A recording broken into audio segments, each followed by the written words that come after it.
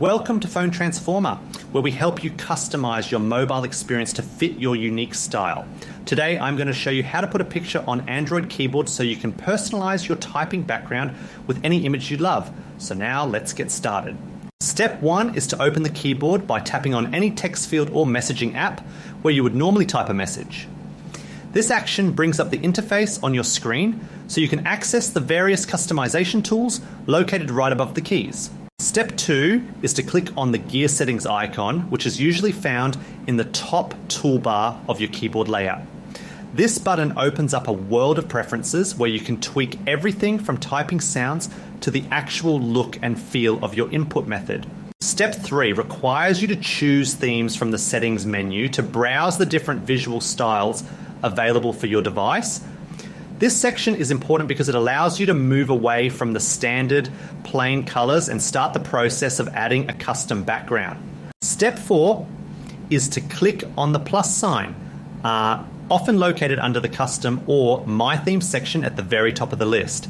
This specific button is the gateway to your phone storage, allowing you to pull a personal file rather than using a pre-installed design. Step 5 is to select the picture you want to use from your gallery or photo folders to serve as your new keyboard backdrop. You can pick anything from a beautiful landscape to a photo of your pets, making your keyboard truly one of a kind. Step 6 is to adjust the shape and position of the image within the provided rectangular crop box to ensure the best part of the photo is visible.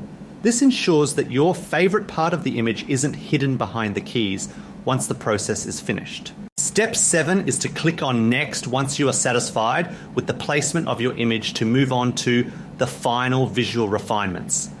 This step locks in your cropping choice and prepares the interface for the lighting and visibility adjustments. Step 8 is to adjust the brightness slider so you can find the perfect balance between seeing your photo and seeing the actual letters on the keys. This is a crucial step because setting the brightness too high might make it difficult to read your keyboard while you are typing. Step 9 is to click on Done after you have finished all your edits to save the specific configuration you just created. This tells the system that you are happy with the preview and are ready to move toward finalizing the installation of your custom theme. Step 10 is to choose Apply to officially set the photo as your active keyboard background across your entire device.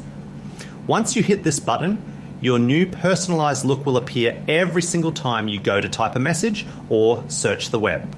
Thank you for watching, and please subscribe to the channel for more helpful tips.